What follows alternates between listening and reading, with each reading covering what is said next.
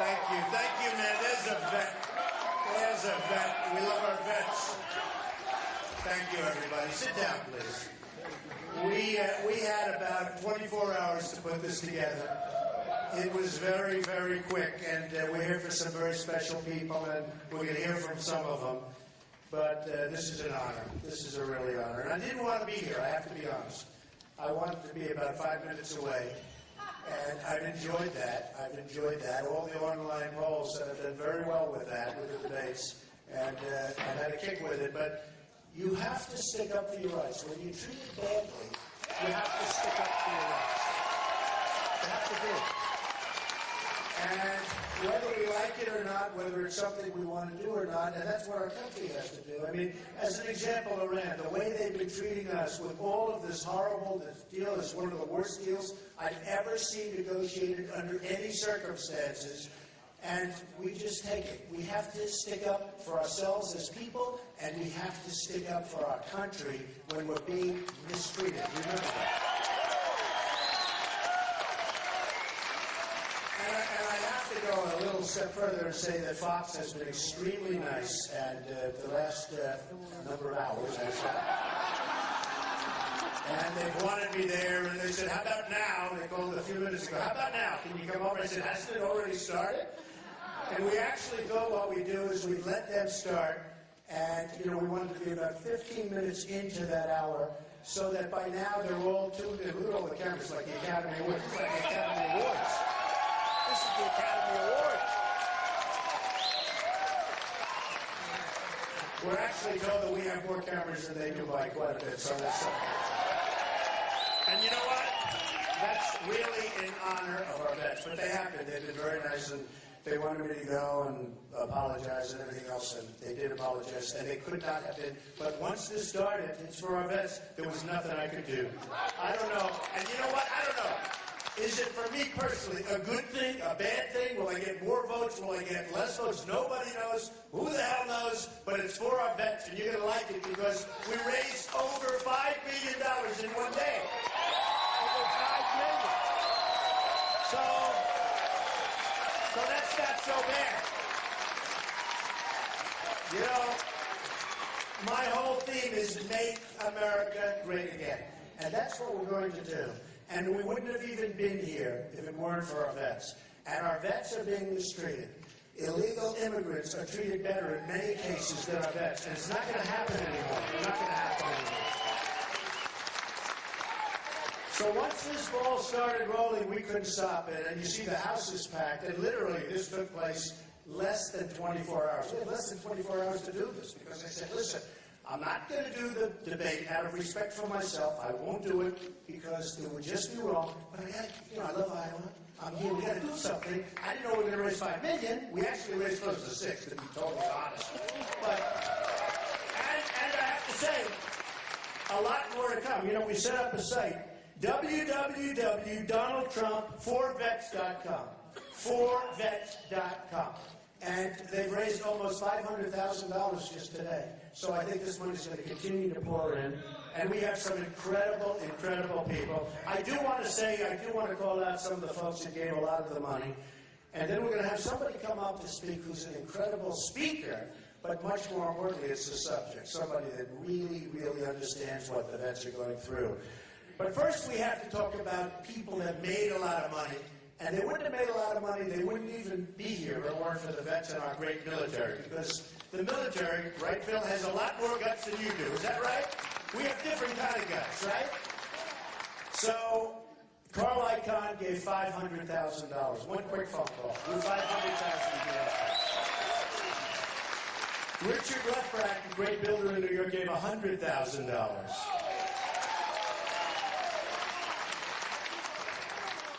Donald Trump, another great builder in New York, now a politician.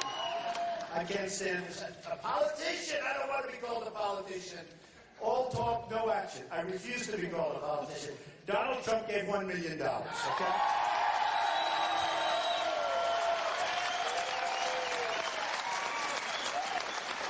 The Fisher family of New York gave $75,000.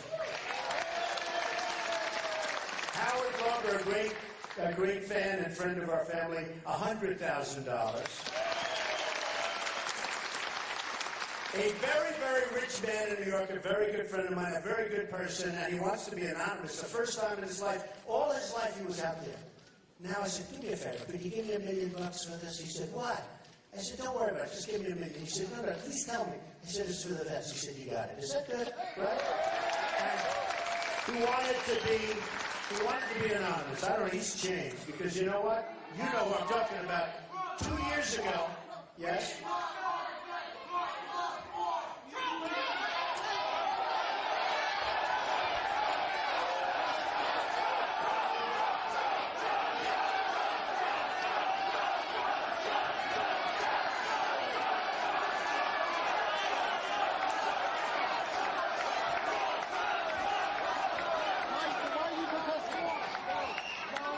It really is too crazy, right? You know, I tell the story. I love protests. I love protests in my rally. Because, here, this is a beautiful place, but we have thousands of people outside that weren't as good as real estate, as you folks, I will tell you. But we have thousands of people outside trying to get in. We set up cameras, we set up screens, we have everything. But I will tell you, you look at that, I love the protesters in the big arenas, because the cameras never move. They're always on my face. And I say to my wife, Melania, honey, stand up. She has to suffer through it. She has to suffer through that. Go home. And it's always broadcast. You know, they can never let me like the other politicians. Nobody cares. There's nobody covering me, no cameras. Look at this. It's like crazy. But I say, how did I do? She said, you were great. Were there many people there? I said, what do you mean? There were 21,000. It was like in the Mavericks Arena. Or it was, I remember, in Alabama, Mobile, Alabama, we had 35,000 people. By the way, we get the biggest crowds by far. Much bigger than Bernie, although I have to say, he is second. No other Republican, but we get the biggest crowds. And she'll say, but they never show the crowd. And I said, what do you mean they never show the crowd? And I realized they never turn the camera. And I always say, I figured maybe they're fixed. These are new cameras you can't turn. The only way you find out that they're not fixed, they're like pretzels the way they can turn them, is when you have a protester. You can have protesters up at the top and they're turned around sideways. They turn, but they don't want to show the crowd. So it's one of those things. So we have a rich man from New York, a good guy who's become a little bit reclusive, obviously, $1 million. He's a great guy. We have another unbelievable man, Ike Perlmutter from Marvel. He did such an unbelievable job. One of the great, great men of our country in terms of business and talent. And he's giving Ike and Laurie Perlmutter $1 million.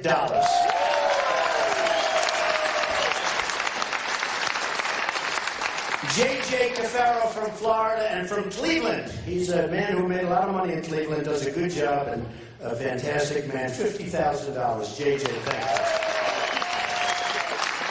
you. Another great friend of mine, one of the most brilliant men you'll ever meet, a phenomenal world-class poker player. You wouldn't even know. He doesn't do that for a living. He makes money for a living in every way. You cannot make a deal with this guy and come out on top. It's impossible. In fact, I'm thinking about him for China. How about him negotiating with China? Okay? China, this year in trade, will make over $500 billion in terms of our trade deficit. $500 billion. That's no partnership. And I'm a free trader. I love free trade. But we have to use our head. And we use political hacks to negotiate with the Chinese. They have the smartest people. I deal with them all the time. I love the Chinese. They buy my apartments for millions. I have the largest bank in the world from China in one of my buildings. I love them. I'm not blaming the Chinese. I'm not angry at them. I'm angry at our politicians because we have people that are incompetent running our country. Why should we be losing in trade deficits $500 billion a year? So it's not going to happen. So if I took a guy like this, put him in charge, his wife is so incredible, would you both come up? Mr. and Mrs. Phil Ruffin. Come on up. Come on. Come on.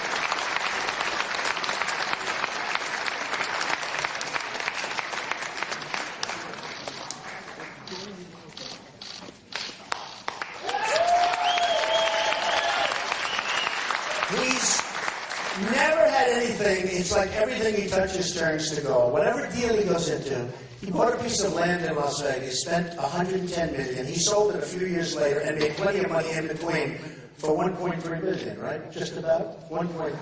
I think he says more. Every single, so when he gives $1 million, it's like, you know what, that says 10 cents. But for him, very important. Phil Ruffin, just say a couple of words.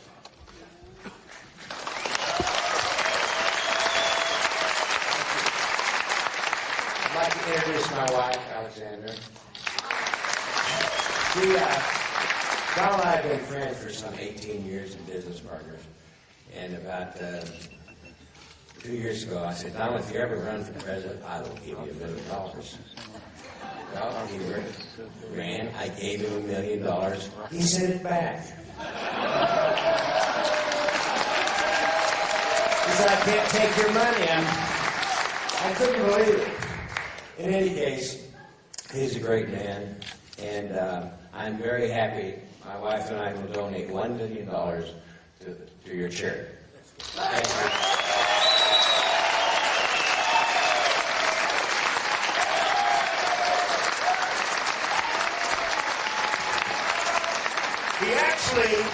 He actually sent me $1 million, and he said, there's 10 or 20 more of them if you want it, if you need it, and I sent it back. I just can't stand it. You know, I'm self-funding my own campaign, right?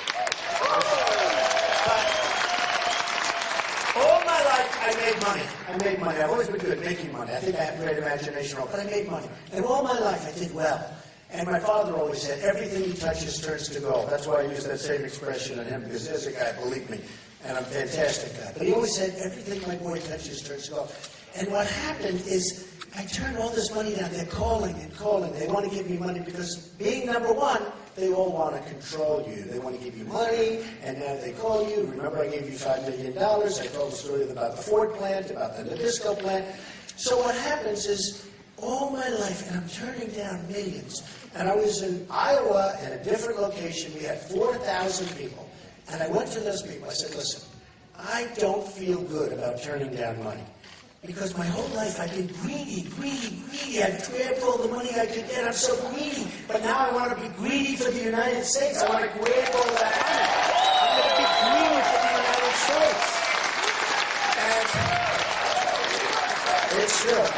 But I always felt guilty. So I'm in this beautiful place, and the crowd is lovely. I mean, we have the most incredible people in this country, in Iowa. But in this country, it's like a movement going on. The cover of Time magazine this week is a whole thing. It's a cover story. In fact, they have, there it is, hold that up. They have the back of my head. They have the back of my head with a massive crowd in front of me, and they're covering the story. And I said, I didn't even know they were doing a story, and it's the cover of Time. They're talking about the movement. It is actually a movement. But what's happening is, I said to the crowd, let me ask you this one thing. Supposing, and I promise you I won't be influenced, could I take all this money? Because I'm turning away so much money. Stand up, please. Could I take all this money? And everybody went crazy. No, no, no. There was only one guy who was in the back corner of the room, and he was a crooked-looking guy. He was the only guy.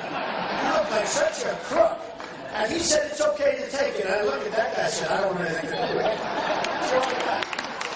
So I feel a little bit foolish not taking the money. But you know, you look at a guy like Jeb Bush. He's taking 100 low energy. He's taking 120 extremely low. Well, I shouldn't say it's debating right now. Maybe he's doing great. He's probably looking for me. He said, has anyone seen Trump? Where's Trump? Where's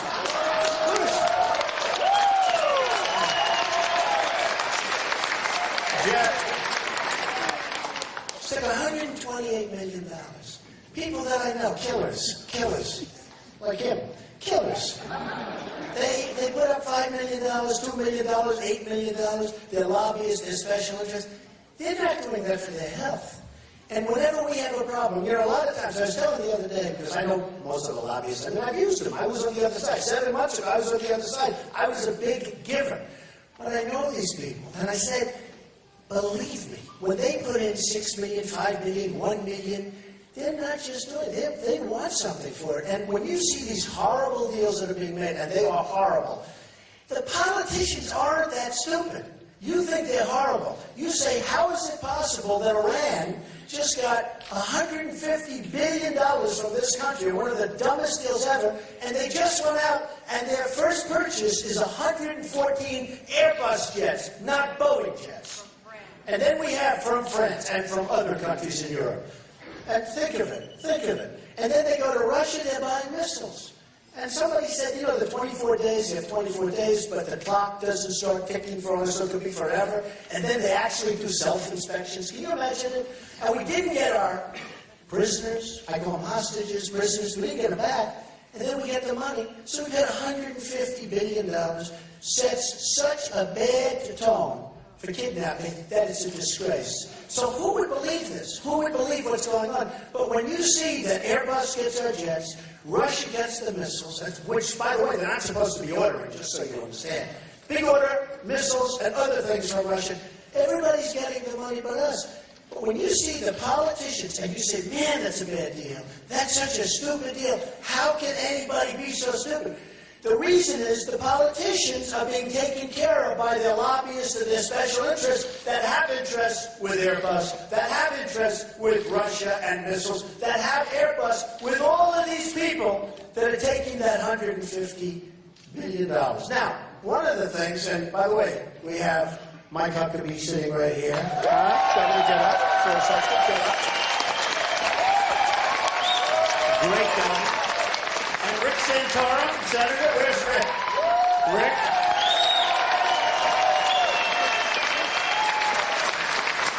Hey, fellas, come up here for a second. But just so you understand, and these two are not in that category. Come on up, Rick. Come on up, Governor. They're not in the, they're the only two politicians. They would never do a thing like this. Come on up. Come on up. Look.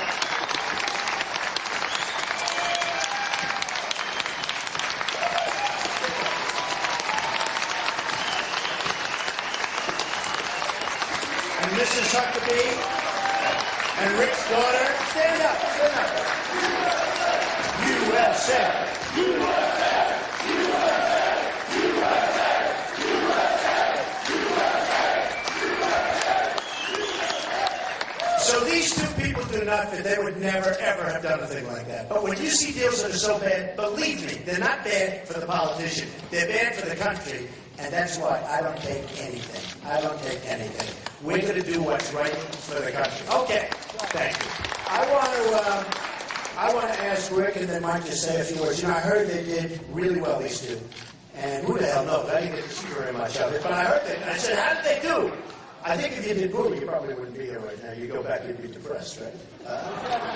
So we say a few words. Mike say a few words. We'd love it.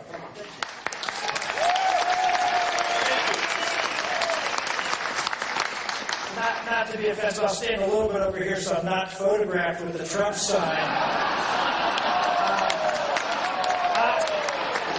I'm supporting another candidate for president. That doesn't mean we can't work together when it comes to helping our veterans, and that's what Mike and I are doing.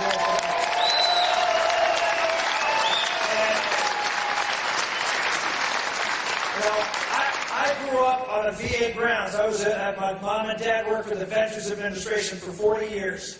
And I watched it over that time, and I heard my parents talk about how the VA system has been degraded over time. It used to be the best healthcare system in the world. It's not the best healthcare system in the world. And we have an obligation to do something to make sure our veterans have the best possible healthcare in the world.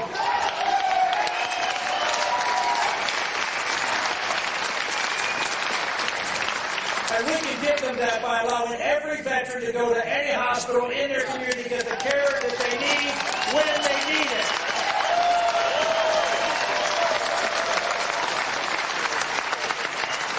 We also have to say to our Veterans Administration, you know what, let the private sector take care of this stuff. We have a big problem with our veterans. And I hope a lot of the money tonight that's raised goes for that. 22 vets a day commit suicide. 22 vets a day commit suicide because of PTSD and related mental illnesses. Here's what I'd like to do. Let's take all that money from the VA and let's put it into making the Veterans Administration a center of excellence to deal with PTSD and take care of our vets with their mental health problems.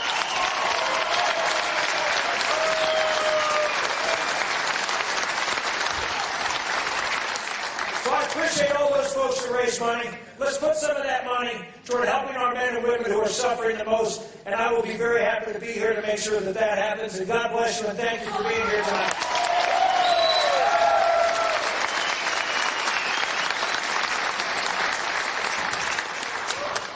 I figure you're going to get the photo anyway. I might as well just stand here. Look, let me be very clear. Rick Santorum, Donald Trump, and I may be competitors in a presidential race. But tonight we are colleagues in unison, standing here for the people who let us breathe every breath of free air we breathe, the veterans of the United States of America. Without you, there is no government.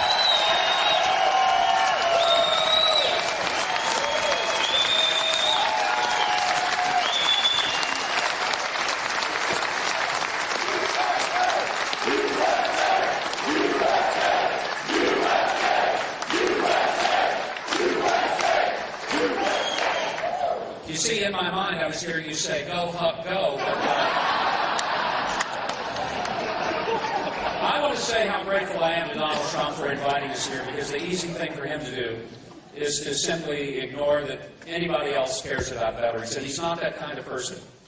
And I want to say thank you, Donald Trump, for asking Rick Santorum and me, and I think you would have let any of the other candidates come, and for reasons that maybe I don't understand, they're not here. Some of them because they had a slot at 8 o'clock. I had nothing to do with 8 o'clock. This worked great for me. But it says something about him that he would bring us here to his own event, because bigger than even the election is the fact that we wouldn't have free elections in this country if it weren't for the people who stood between bullets, bombs, and our freedom. And thank you.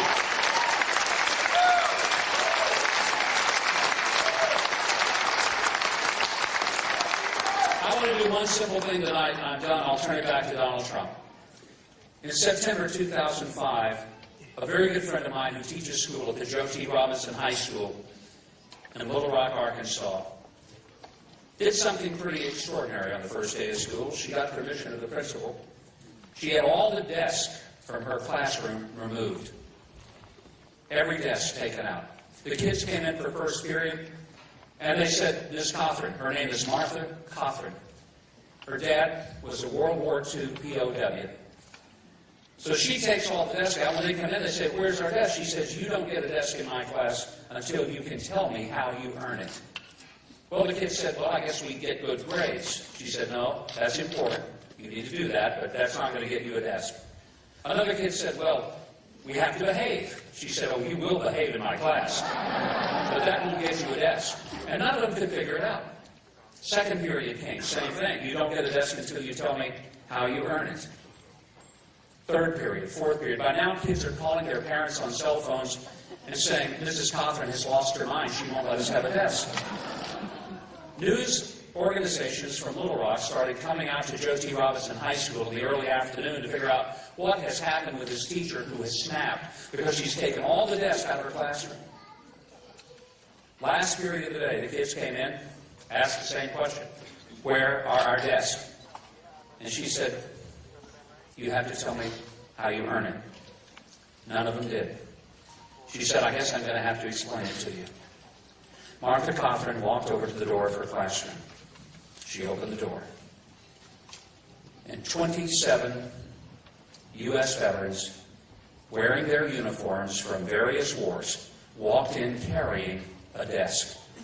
They brought those desks in and lined them up in rows, and as they did, Martha Cothran said, on a day that I'm sure will never be forgotten by those students, she said, "Kids, you don't have to earn your desk, because these guys, they already did. That's why you have a school bus. That's why you have an education. And that's why you have the United States of America." God bless you, and thank you.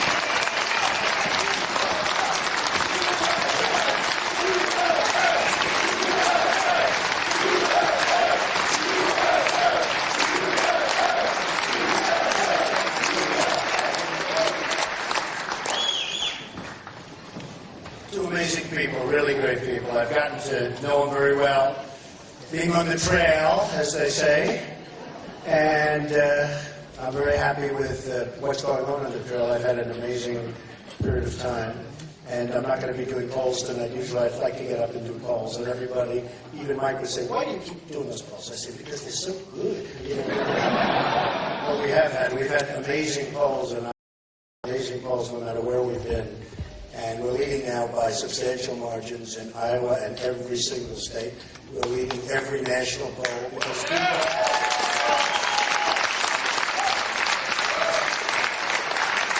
people are tired and they're sick of seeing what's going on with our country, how incompetently we're run, how our military is being decimated. And for tonight, you know, as an example, what's happening tonight. You see the kind of love in this room. There's amazing love. The veterans are the most amazing, the warmest, the best.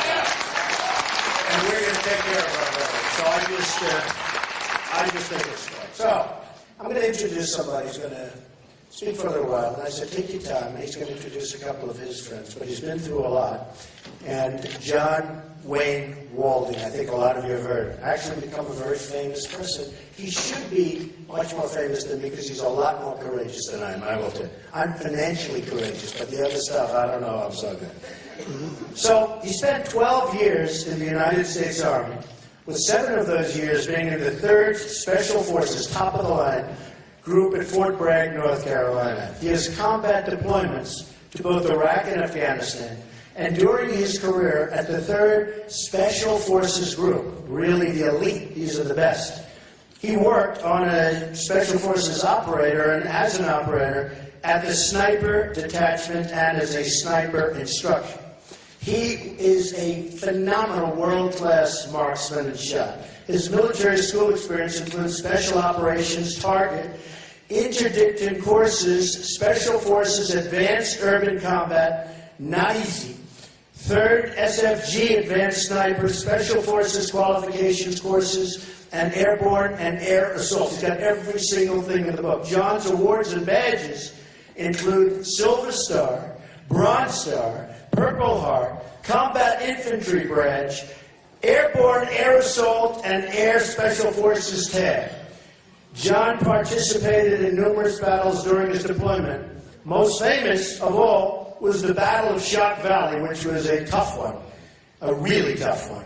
Unbelievable bad results and brilliant results. The victory was brilliant, but tremendous, tremendous carnage, which you can read about in the new book, No Way Out, A Story of Valor in the Mountains of Afghanistan. John lost a leg.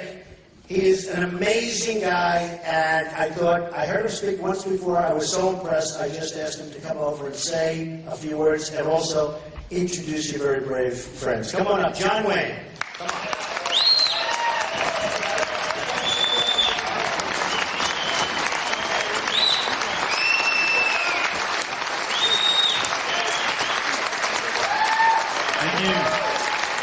Thank you very much. Man, I tell you what, I feel cooler than Burt Reynolds over here getting introduced by Donald Trump. This is awesome. Please sit down, sit down. If you don't mind, I'm going to keep moving as I talk because in the military, a moving target is a lot harder to hit. So that and well on one leg, so standing still sucks. So I'm going to keep talking to y'all as I move. And also in the military, this is how we always call everybody going to sleep. You know? But no, I want to thank all y'all for coming out, and Trump's here. I'm not here for politics. I want to make that absolutely clear. I'm here for people. I don't care about Republican or Democrat. I care about America. And I've known Donald Trump Jr. for a while now. He's never asked me for one thing politically, but what I know he has done is see me in his hotel, Trump International Las Vegas, when I was at a conference in Vegas for a SHOT Show, had a little gun company, and I was in the restaurant. Being Mr. Trump, he was eating with Willie Robinson, Duck Dynasty guy, real cool guy. Introduced myself, said thank you for letting us have, for coming and everything. And Mr. Trump left. Well, he came back and he squatted next to my table and talked to me for almost an hour and didn't ask one thing. He just genuinely wanted to say hi and let me know that he cared about my service and that he wanted me to make sure I had a good time. So I'm here for people. I'm here for people as great as he is and the Trump organization that I hate that how many people just, they get the bad rap. Another another story that I know that no one knows is that I remember Donald and his son, senior, or correction, his wife, a long time ago, they broke down. Nobody would ever help them. Finally, a couple stopped. They helped them with their vehicle and helped them get transportation. Well, guess what they did? They paid off their mortgage. Did you ever hear about that? No. Because they're people. Genuine people. And that is the movement. That is the movement that I think that everybody in America is actually getting onto, is that he is unapologetically American. That's what we are. We are American.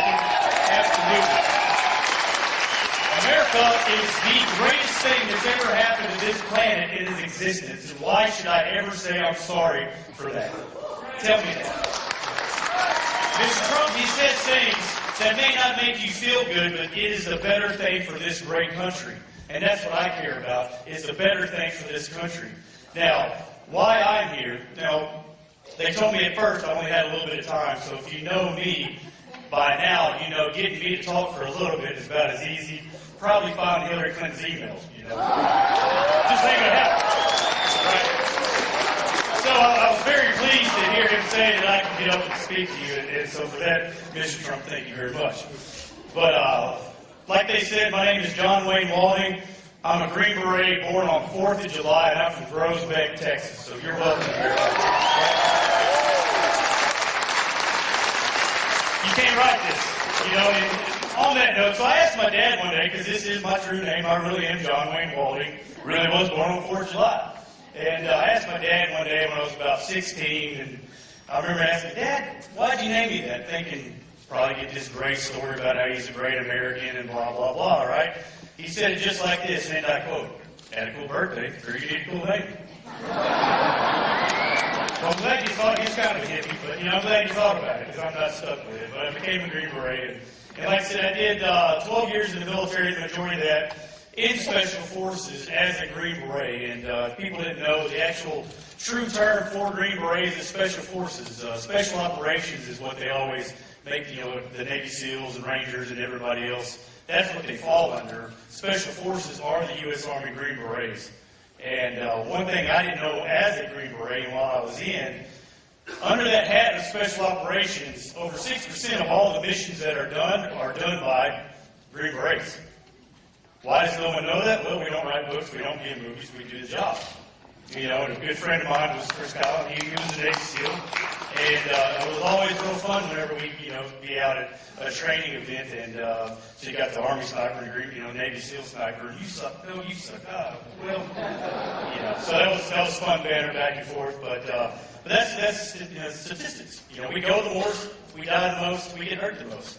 Navy SEAL Foundation's got, well, this is an old stat, but around 35 million, and Green Beret Foundation had 3. You know, it's just one of the things that Americans don't realize, that we do our job. Our motto is quiet professionals. You know, and one thing that we've learned, there's a true difference between quiet and silent professional.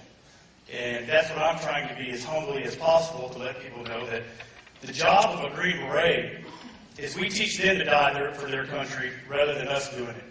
That's a pretty good mission, right? Instead of sending 100 Americans into this village to kill a bad guy, why don't we send 15 Green Berets in to teach 1,000 of their army and let them do it? So that's whenever John F. Kennedy back in the 60s actually donned the Green Berets and let us have it. That was our job, and we're good at it. That's what we love to do. Within 30 days of the towers falling, there were Green Berets in Afghanistan and haven't left yet, and we're not going to leave. So that's my propaganda for there. So I'm a little biased. But, okay, so you know, I lost my leg in Afghanistan in 2008 in a firefight in the Battle of Shock Valley that pretty much we weren't supposed to win. If you ever believe in God, that's why I believe in God, because there's no reason we should be alive. About 15 Americans went up, along with Afghani commandos.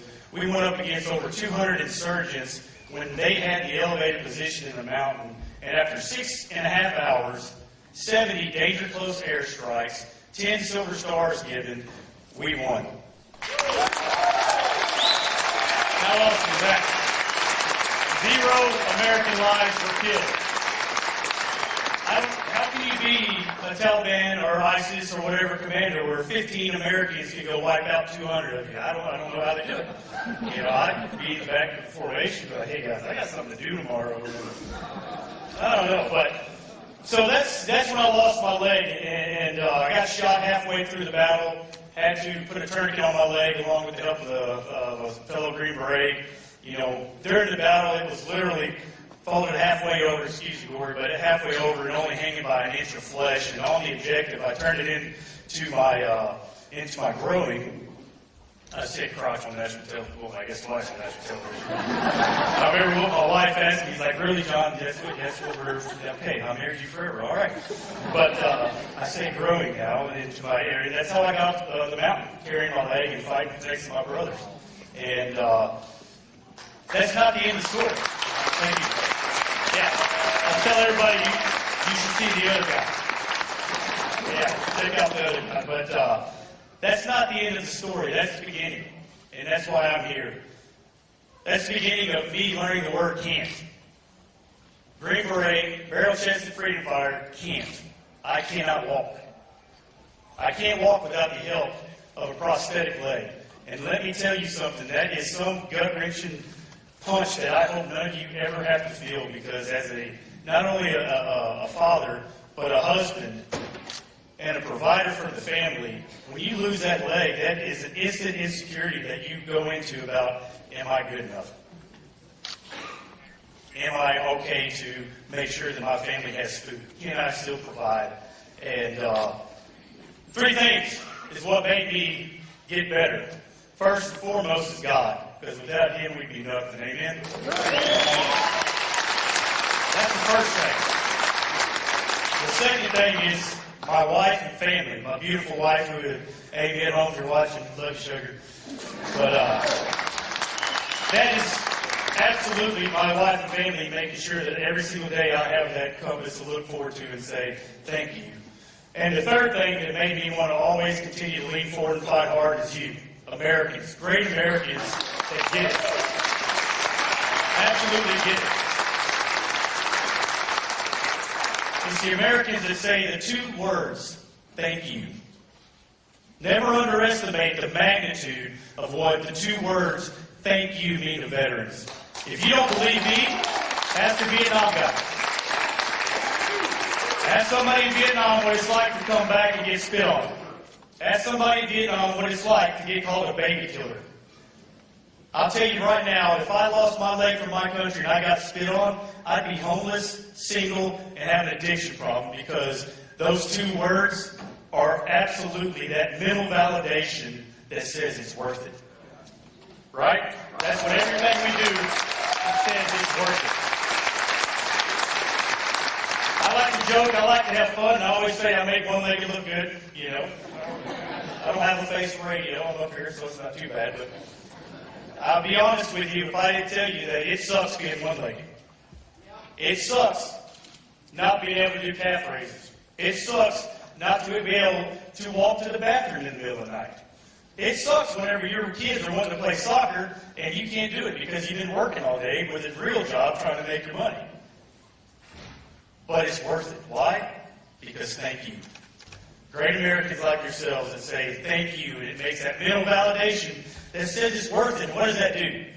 That makes you not just want to be a husband, but a loving husband. Not just a father, but an involved, an actual loving and compassionate father.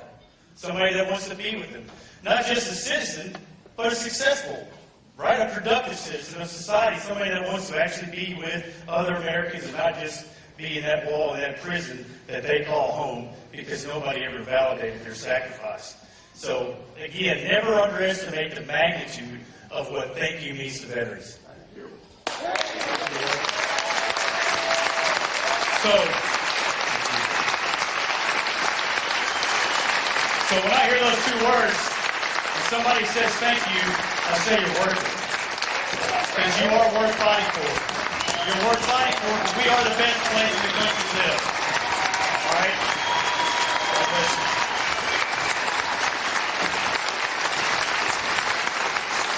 This is awesome.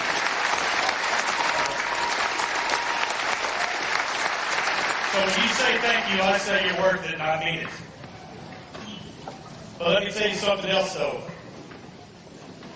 We lose 22 vets a day to suicide and lack of transition. And I can tell you I felt that firsthand. Because not only when you get back, the military gives you a big old shopping cart full of drugs and says, hey, you got a shot, take these, it'll make you feel better.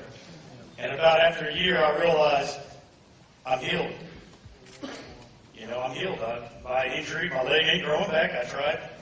You know, so, yeah, never mind. So anyway, I've tried. It ain't going to heal. My incisions, stitches, everything out, it's not going to heal. But guess what? I still hurt.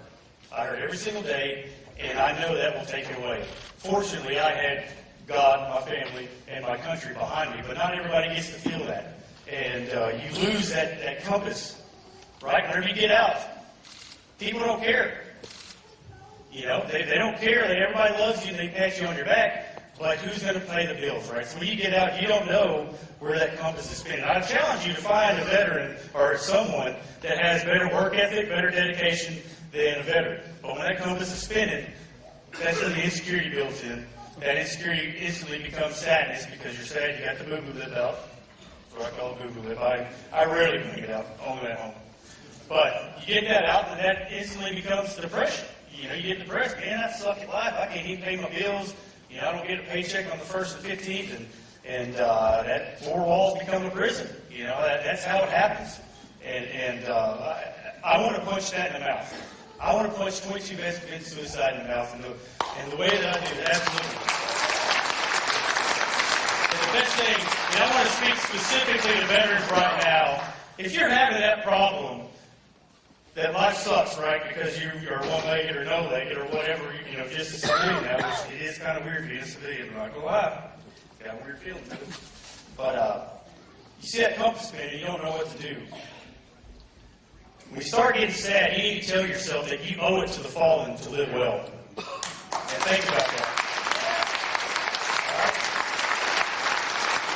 I have over 30 names that are embroidered into my center console. It's not because I think it's cool to see a lot of names. It's because I knew every single one of those names, and they're dead now. And I have to stomach that. You know, the Army, the military, Green Berets, they teach us how to deal with death, but not deal with it. And I'm not saying that needs to be the mission. They need to be able to shoot, move, communicate, do the great things that we do. However, that's something that we don't have the coping mechanism. And the 35th time that you get that call to say, hey, Ryan got it. Or, hey, Aaron Bellagio is no longer with us. Or even worse, what if you're stateside and you see that casket being lowered with that American flag down and his family's there with his wife, 3-month pregnant or 3-month baby that he hadn't even met, looking at you? Do you say, I'm sorry? What do you say to that? It's impossible to actually make a statement to say, sorry for your loss. Here's how you do that. You live well for the fallen. That's a debt that you owe. If your life sucks, they win. Right? If your life sucks, they win. That's something you cannot let happen. So, whenever you get that feeling that it's over, hey, you guys sleeping over there. There you go. I got you, boy. What? Get on TV? Call me out? Just saying. But whenever you get that feeling of hopelessness or that feeling of sadness, remember, you owe it to them to live well. And that's the best middle finger that you can give to the Taliban, is to live great and live awesome.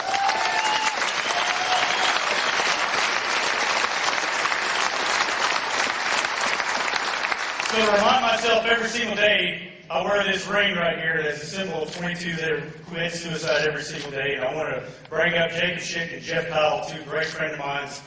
Well, there we go. Come on up there, Twitter.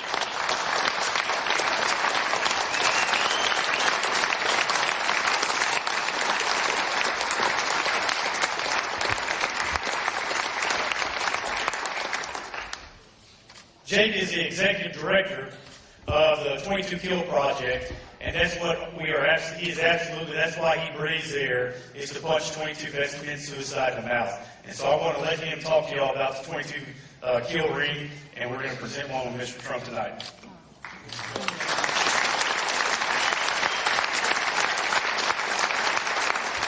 So much America, John Wayne. So much America. Love it. America. I can't say it. Sorry, brother. So we wear these honor rings. I'm blessed to be part of a great organization to fight the staggering statistics that 22 warriors die by suicide every day. Not only do we lose them on the battlefield, but we lose them when they come home by their own hand. On average, it's 22 a day. All three of us were all war fighters, and we've all buried brothers. And it's unacceptable. So 22kill.com, we fight like hell every day to end that statistic and let these warriors know and their families know you're worth it. Keep fighting a good fight. People wonder why we're the best military in the world. I'll tell you why. Because it's one team, one fight. We're all in it together.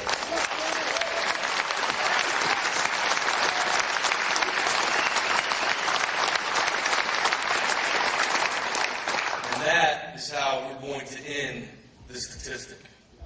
So we wear these honor rings on our trigger fingers for a reason. It's not a fashion thing, it's a life thing. So we are so proud to be here and honored to be here. And I've only met Mr. Trump a short time in his family, but two of my brothers know him a lot longer than I have. And I'll tell you right now, their word, it's gold. So if they say it, it's so.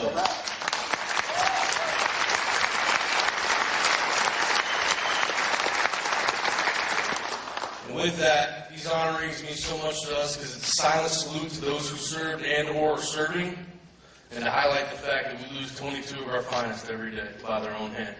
And together we can crush that. We can stop it. So with that, before we do this presentation, I feel like it would be remiss if I didn't say to all those in the audience tonight who served and to family members who went through those deployments with them, thank you. Thank you for being here, and thank you for what you did.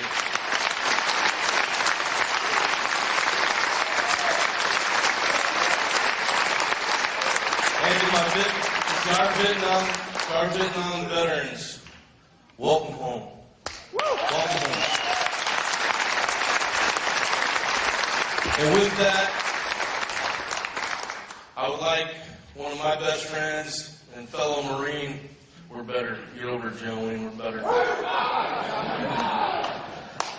To present Mr. Trump with his personal honor ring that we brought for you.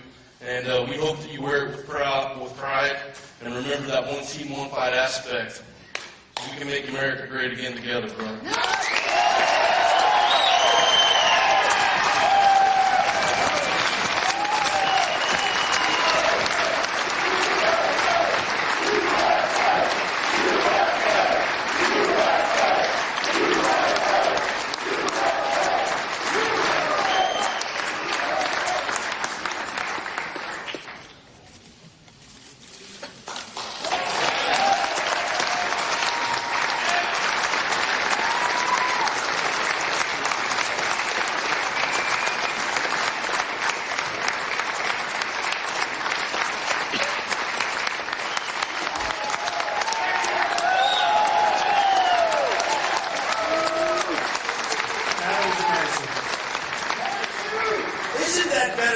Debate that's going on. They're all sleeping. They're all sleeping, everybody. I see two of my friends in the audience, so they've become very famous and very rich. Come on, Diamond and Silk, get up here for a second. Diamond and Silk, these two are unbelievable. Melania called me, she said, there's somebody that's so amazing, come here, you have to see this. And I came and I watched these two incredible women, these two beautiful women, and they were going rapid back for it.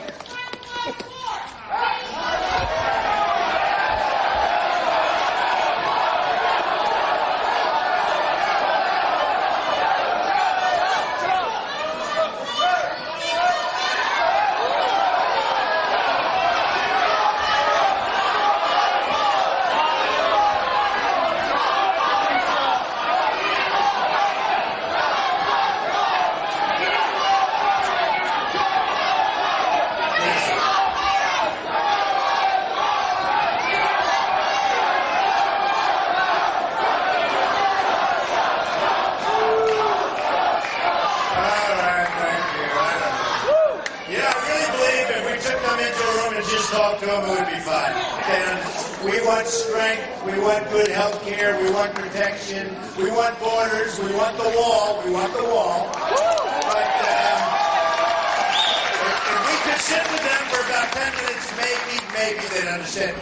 Say hello. Hey, how y'all doing? And it really amazes me how people from the other camp want to come in here and mess up our stuff because their stuff is boring.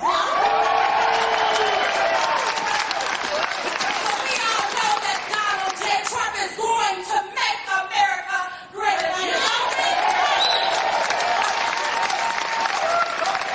Now we know that this is not a rally, but this is for our veterans. But I want you all to know that it is imperative that you get out and caucus for Donald J. Trump and vote for Donald J. Trump.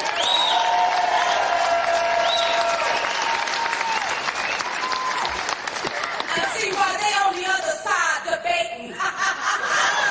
We got a negotiator and a job creator right here.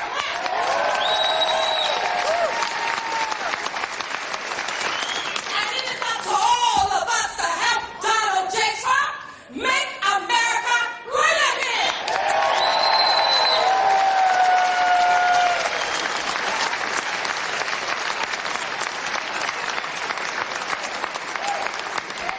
I tell you what, they are something, those two. Right? Was it something? They really have. They become a sensation all over the internet, all over everything, and we really appreciate it. So, just to sum up, we have an amazing country. We need strong leadership. We need compassionate leadership. We have to take care of our health care. We have to take care of our borders. We have to make our military so strong, so big, so powerful that nobody messes with us. We're never going to have to use it. We want nobody to mess with us. All over, and I tell the story all the time, I see our generals, they're always on talk shows. They're retiring, or even when they're not, they're talking about where the enemy is, how. I don't want generals that talk. I want generals, and so do you folks. I want generals that have action, that know. I want General George Patton. I want General MacArthur. We want generals. We want people that are going to keep us safe. So I just say this. We are a country that doesn't win anymore.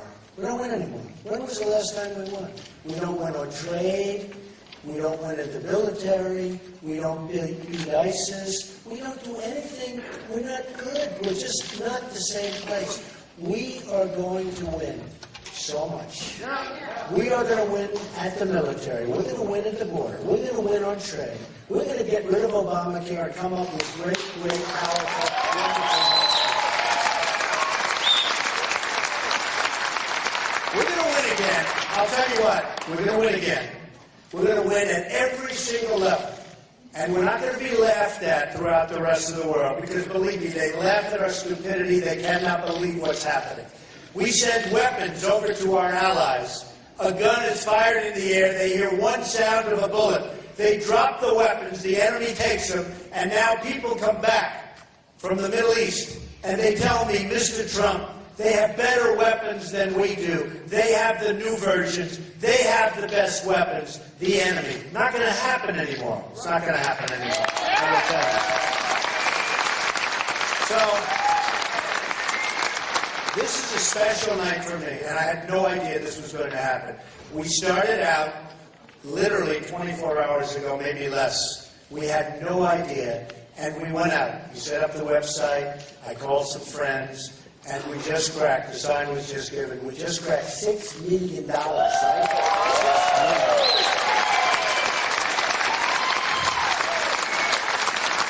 And we have outside a list of the organizations and folks that are going to be getting this money. We're going to divide it up, and they're going to get a lot of money. Everybody's going to get a lot of money, and they're really great. And we watched it. We were very careful in selecting, because we want to make sure that the costs are down, that the people are really doing it with the heart. The heart is so important. And we have picked out some really amazing veterans organizations. So This has turned out to be a much different evening. I thought this would be small. I didn't even know it was going to happen, and it turned out to be a phenomenal night. I've gotten to meet some incredible veterans. I've gotten to meet John Wayne and your friends, and they are something. I'm not going to mess with them, okay? And I want to thank my entire family. I'll tell you, Vanessa and Don and Jared, big success, right, Don? Jared is doing good. And Ivanka's going to have a baby in 2 weeks. In fact, we have a hospital all lined up. And you know what? I'm doing great. I love the people of Iowa, but I said, Ivanka, it would be so great if you had your baby in Iowa. It would be so great. I'd definitely win. Stand up, honey. Stand up. Stand up. Oh, I want that to happen. I want that to happen so badly. And Lara, and my boy Eric has just been fantastic, and my staff has just been great. And again, thank you, sir, for that $1 million. And I'll tell you what, special guy, and we love him. So, just to end, an amazing evening. You veterans are incredible people, brave beyond comprehension. And I just want to, on behalf of everybody in this country, in Iowa, but in this country, I want to thank you for the job you do, because without you, we would not be here tonight. Thank you all very much. Fantastic people. Thank you, everybody. Thank you.